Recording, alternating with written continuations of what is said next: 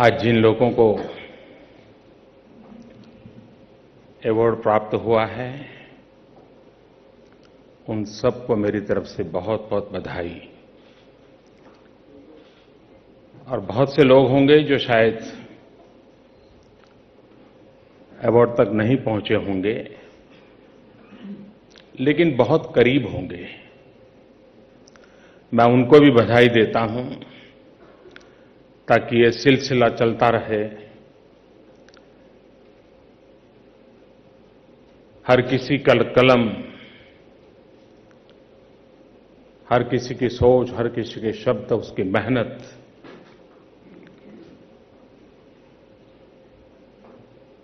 देश को आगे बढ़ाने में किसी न किसी प्रकार से योगदान देती रहे।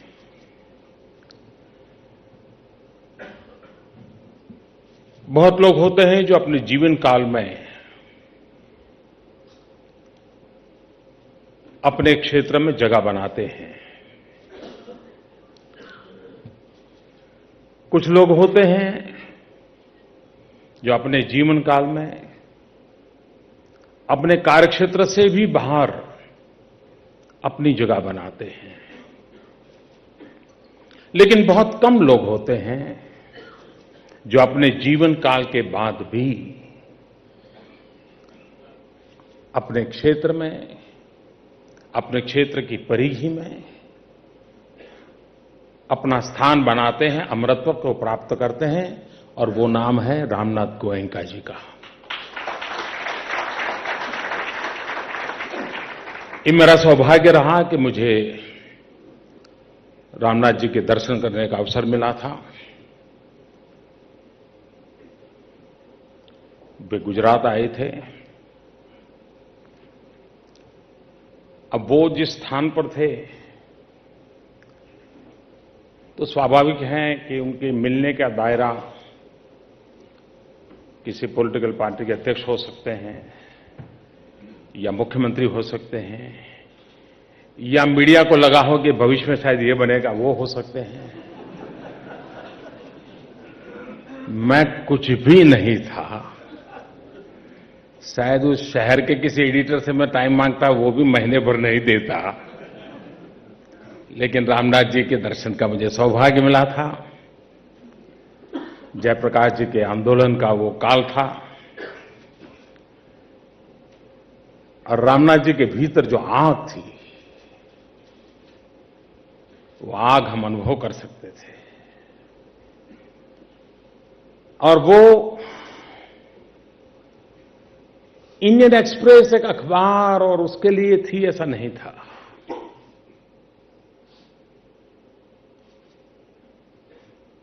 उनको जो अखबार के माध्यम से अभिव्यक्त होता था, उससे भी संतोष नहीं होता था। उनकी भावनाओं के लिए अखबार भी छोटा पड़ रहा था, और इसलिए वो अखबार की परिधि के बाहर भी कुछ करना चाहते थे और करते रहते थे। और जयप्रकाश जी के पीछे एक ताकत बन के खड़े रहने का काम उस समय किसी ने किया, तो गोयनका जी ने किया था। अपने उसूलों के इतने पक्के रहे, इस अर्थ में रहे कि जिस परिवार के संबंध में सब लोग जानते हैं, उनके साथ अगर निकट संबंध हो तो पता नहीं कहां से कहां व्यक्ति को पहुंच जाता है, क्या कुछ पा लेता है। उस परिवार की कृपा के लिए कोशिश करने वालों की कोई कमी नहीं रही। उसूलों के आधार पर उस परिवार के साथ निकटता थी, लेकिन उसूलों के आधार पर उस परिवार से नाता तोड़ने का साहस किसी ने दिखाया था, तो श्रीमान गोयनका जी ने दिखाया। और उसूलों पर, आदर्शों पर। और इसलिए पत्रकारिता कलम के माध्यम से जो प्रकट होता है और जो दूसरे दिन अखबार में लोग पढ़ते हैं, वहां तक सीमित नहीं रही। और भारत का पूरा इतिहास देखे, मुझे मालूम नहीं कि आज जर्नलिज्म के स्टूडेंट्स के सिलेबस में क्या क्या होता है, लेकिन अगर हम भारत की पत्रकारिता के इतिहास को देखें, उसकी पूरी विकास यात्रा आजादी के आंदोलन की विकास यात्रा से जुड़ी हुई थी। इस देश का आजादी का कोई आंदोलनकार ऐसा नहीं था जो किसी न किसी अखबार से जुड़ा हुआ न हो, और हर किसी को लगता था कि अंग्रेज सल्तनत के खिलाफ लड़ना है तो मेरे पास ये भी एक साधन है, वो लड़ते थे। और ज्यादातर पत्रकारिता के क्षेत्र के द्वारा सेवा का भाव से देश के आजादी के आंदोलन को चलाने वाले लोगों को कई वर्षों तक जेलों में जिंदगी काटनी पड़ी थी, लेकिन उन्होंने लड़ना नहीं छोड़ा था। और हमारे देश के हर बड़े व्यक्ति का नाम, चाहे तिलक जी ले, गांधी जी ले, हर किसी का, इवन श्री अरविंदो, हर कोई अपने जीवन के कालखंड में अखबार के माध्यम से आजादी के आंदोलन में बहुत बड़ी ताकत भरते रहे थे। हिंदुस्तान की एक और विशेषता हम अनुभव करते हैं कि हमारे जो माता सरस्वती के संतान है, कविता जिनके सहज होती है, साहित्य जिनकी सर्जन में सहज होता है, मां सरस्वती उनके आशीर्वाद उन पर विराजमान रहते हैं। लेकिन एक कालखंड था कि भारत के करीब करीब सभी बड़े साहित्यकार पत्रकारिता से जुड़ना पसंद करते थे, और पत्रकारिता से इसलिए नहीं जाते, वो कविता से भाव तो जगाते थे, लेकिन पत्रकारिता से वो जोम भरते थे, आंदोलन के लिए प्रेरित करते थे। कविता की ताकत से ज्यादा उनको उस समय पत्रकारिता की ताकत की अनुभूति होती थी, और इसलिए कविता का मार्ग अपने आनंद के लिए, लेकिन राष्ट्र कल्याण के लिए पत्रकारिता का मार्ग, ये साहित्यिक जीवन की पूरी पीढ़ी हमारे देश में रही। यानी एक प्रकार से भारत की ये यात्रा, और अंग्रेज सल्तनत ने भी जो संकट के लिए कुछ क्षेत्र देखे थे, उसमें एक क्षेत्र था ये लिखने पढ़ने वाले लोग, और उनको लगता था कि ये है जो उनके खिलाफ हमने कोई न कोई व्यवस्थाएं करनी चाहिए, लड़ाई लड़नी चाहिए। देश आजाद हुआ, आजादी के बाद भारत की लोकतंत्र को मजबूत बनाने में, लोकतंत्र सही दिशा में चले, उसके लिए भारत की पत्रकारिता की अहम भूमिका रही है।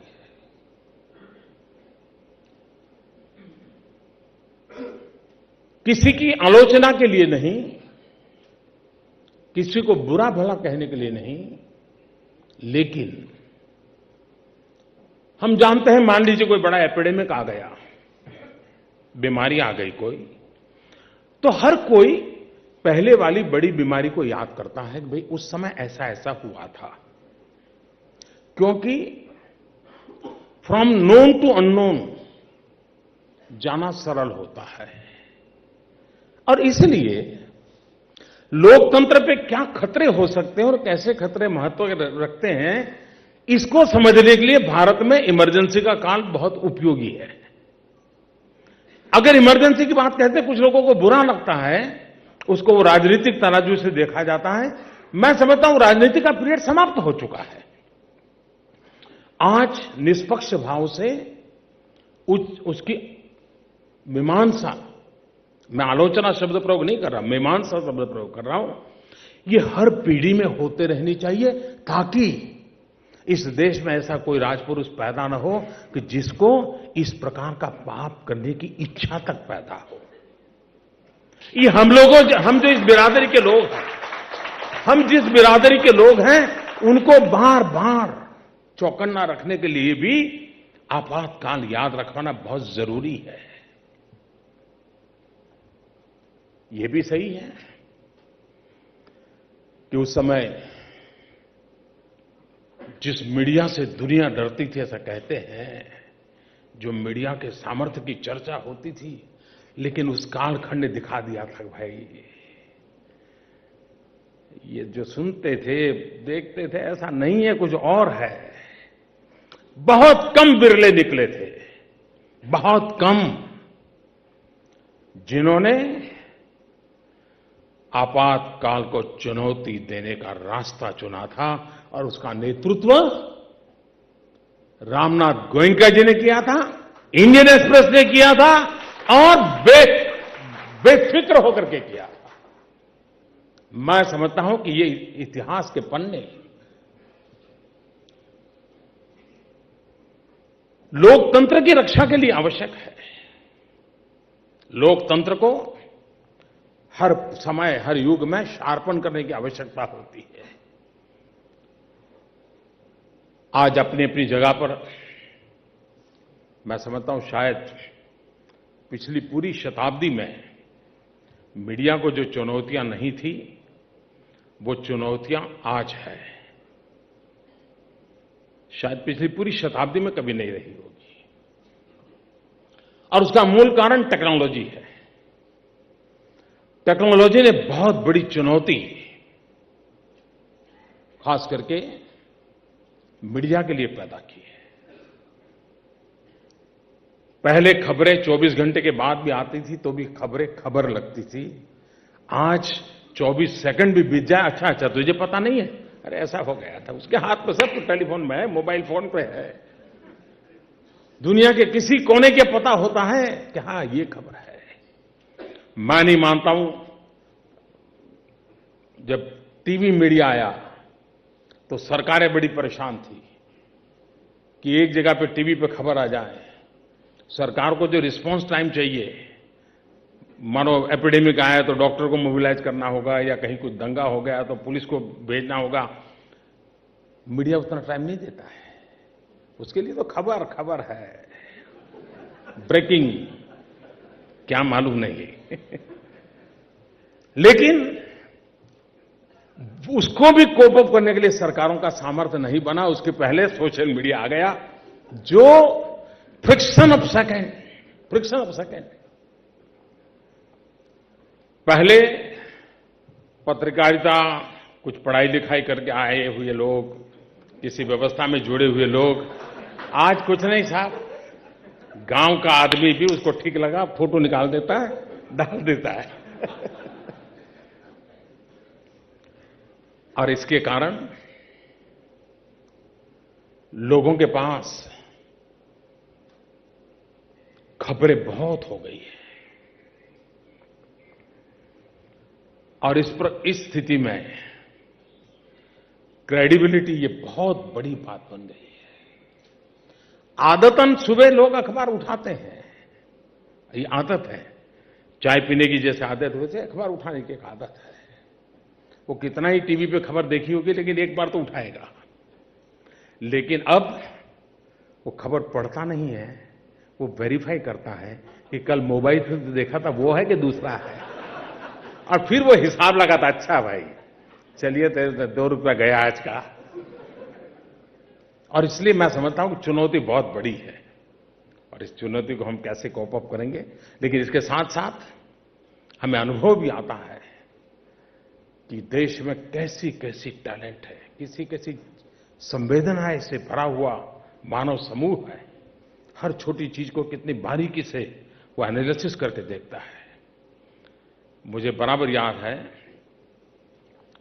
मैं गुजरात में सीएम था, तो कभी कभी ये नेता लोगों की एक बात तो अखबारों में छपती रहती है, हर किसी की छपती है, साल में 1 बार, किसी की 2 बार, तो किसी की 10 बार छपती है कि ये वीआईपी कल्चर, और इतना गाड़ियां लेकर के जाते हैं और दिखना फलाना, और बड़ा इंटरेस्टिंग विषय रहता है। वो कुछ खबर नहीं होती तो रेडीमेड मिल ही जाती है। हम भी पढ़ते थे, मैं भी हमारे अफसरों से कहता, क्या है यार, क्या लेकर के चल, मैंने ऐसा बोले, ब्लू बुक में लिखा हुआ है, हम उसको कॉम्प्रोमाइज नहीं कर सकते। हम भी उनको समझा नहीं पा रहे थे। लेकिन एक बार मैं जब अहमदाबाद से मेरा कॉन्वॉय गुजर रहा था, शाम का समय था, किसी नौजवान ने अपने मोबाइल फोन से रिकॉर्डिंग शुरू किया, और जैसे गाड़ियां जा रही थी, 1, 2, 3 गिनता रहता तो गाड़ियां जा रही, और उसको उसने अपलोड किया। मैं खुद सोशल मीडिया में बड़ा एक्टिव था, तो मुझे 2-3 घंटे में ही मेरे पास आया वो। अखबारों में आलोचना होकर के जितना प्रभाव हुआ था, उससे ज्यादा मुझ पर एक नौजवान ने जो अपलोड किया था उसका प्रभाव हुआ था। मैं अपनी बात इसलिए बताता हूं कि कितनी ताकत हो गई है इसकी। एम्पावरमेंट ऑफ पीपल अच्छी चीज है, और ऐसे समय ये क्रेडिबिलिटी, इसको बनाए रखना, ये मैं समझता हूं समय की बड़ी मांग है। 2 चीजें ऐसी हैं, वैसे ये ऐसा वर्ग है और एक क्षेत्र ऐसा है जिसको सबको कहने का हक है, किसी को उनको कहने का कोई हक नहीं है, और कह दिया तो फिर क्या होगा मैं भी जानता हूं, आप भी भली बात ही जानते हैं। वैसे मैं मीडिया का जीवन भर शुक्रगुजार रहूंगा, वरना मुझे कौन जानता था।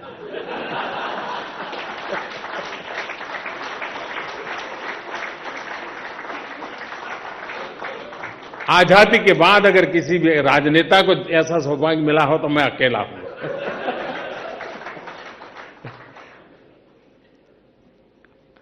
इसलिए 2 चीजें मेरे मन में हमेशा रहती हैं, और मैं चाहूंगा कि कोई सोचे। देखिए, दुनिया बदल चुकी है। सिर्फ इकोनॉमी ग्लोबलाइज हुई ऐसा नहीं है, पूरी जिंदगी ग्लोबलाइज हो चुकी है। पूरी दुनिया इंटरकनेक्टेड है, इंटरडिपेंडेंट है। क्या कारण है कि पूरी दुनिया का जो मीडिया वर्ल्ड है उसमें भारतीय मूल का कोई स्थान नहीं है। आज भी कुछ लोग मिलते, अरे मैंने बीबीसी पे सुना था, अब अल जजीरा तक पहुंचा है मामला। CNN, बीबीसी, अल जजीरा। इस फील्ड के लोगों ने इस चुनौती को समझना चाहिए। भारत के मूल का एक विश्व स्तर का, और हम दुनिया में अगर एक प्लेयर है तो हमारे हर पहलू का प्रभाव विश्व में पैदा होना चाहिए, सपना होना चाहिए। किसी को बुरा लगे या ना लगे मुझे नहीं लगता, मुझे लगता है मेरे देश का प्रभाव होना ही चाहिए। हमारे अंदर बहुत ताकत है।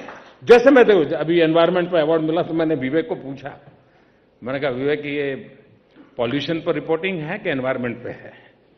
ऐसे में मजाक में पूछ रहा था। आज पूरी दुनिया जो ग्लोबल वार्मिंग और एनवायरनमेंट की चर्चा करती है, भारत की रगों में प्रकृति के साथ जीना कैसे, प्रकृति का महात्मा ही क्या है, प्रकृति के सामर्थ्य को स्वीकार करना, ये हमारी रगों में है। अगर हमारे पास इस लेवल का दुनिया में कोई मीडिया होता तो हम विश्व को समझा देते कि बर्बादी का कारण आप हैं, बचाने के लिए हमने अपने आप को बर्बाद किया है, हमने अपने आप को नुकसान झेला है। यही तो महात्मा गांधी साबरमती के तट पर रहते थे। नदी उस समय तो पानी भरा रहता था 1930s में, लेकिन गांधी जी को कोई पानी का गिलास देता था, वो कहते थे भाई आधा लाओ, आधा उस मटके में वापस डालो, पानी बर्बाद मत करो। नदी बह रही है, नदी के किनारे पर बैठे थे।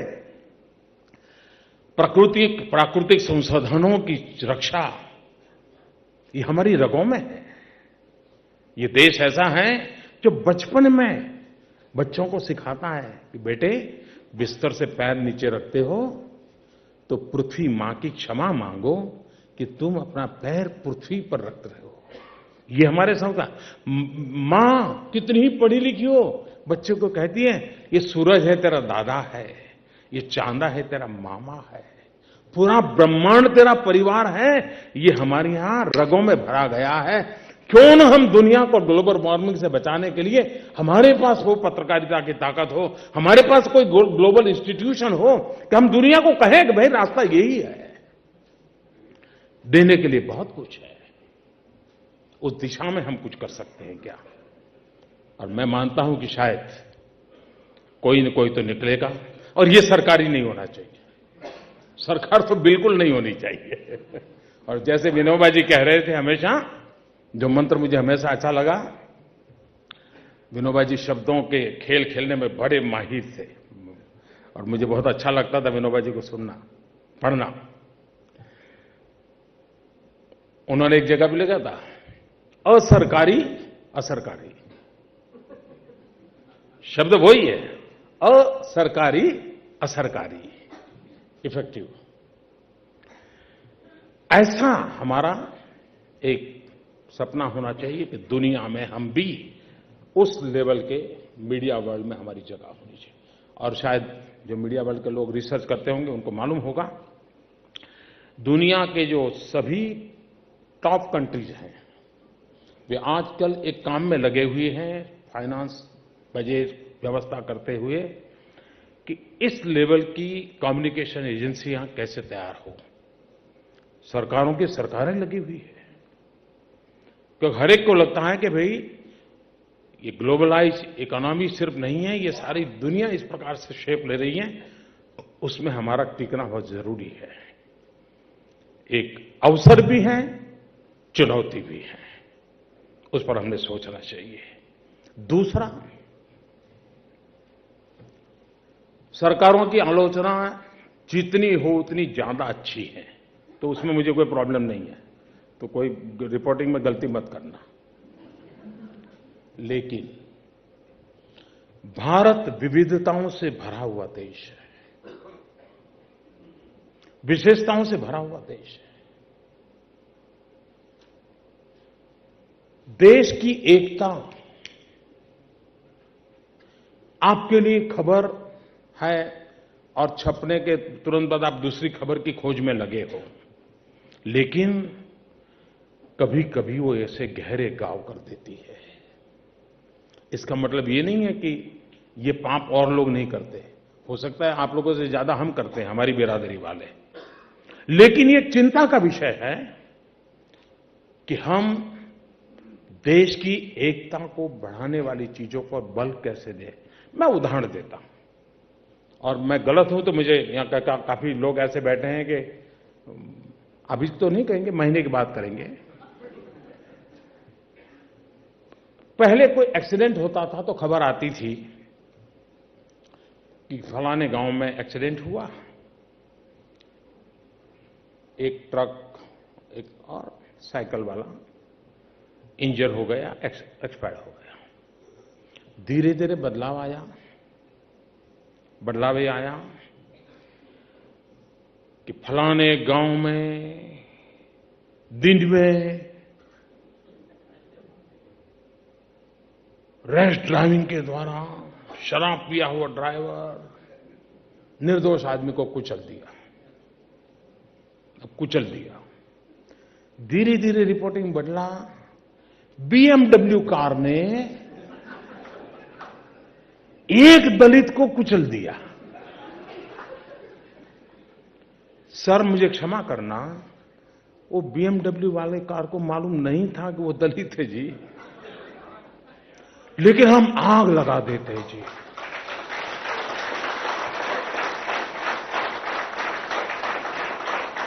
एक्सीडेंट का रिपोर्टिंग होना चाहिए।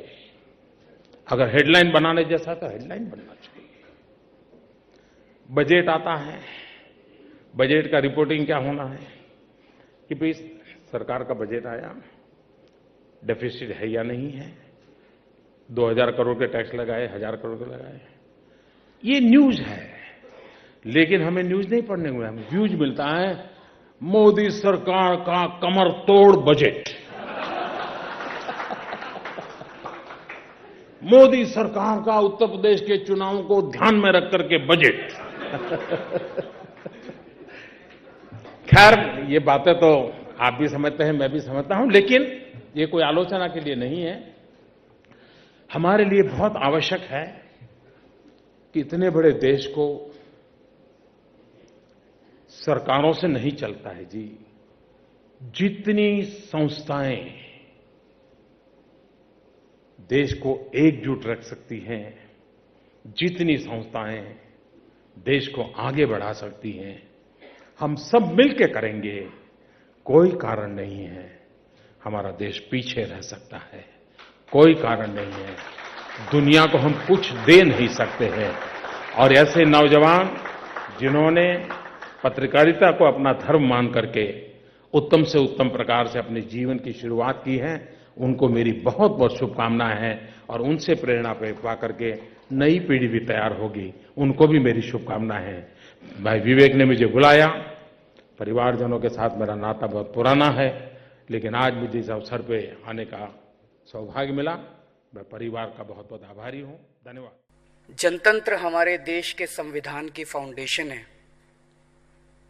वो जनतंत्र बना रहे और किसी एक व्यक्ति विशेष या किसी एक इंस्टीट्यूशन के अंदर सारी पावर्स ना आए, इसके लिए संविधान के अंदर ढेर सारे चेक्स एंड बैलेंसेस हैं। बहुत सारे इंस्टीट्यूशंस हैं जो एक दूसरे के ऊपर चेक रखते हैं। खास तौर से हमारे संविधान के, हमारे जनतंत्र के 3 स्तंभ माने गए हैं: judiciary, executive and legislature. They are supposed to be independent of each other and at the same time interdependent on each other.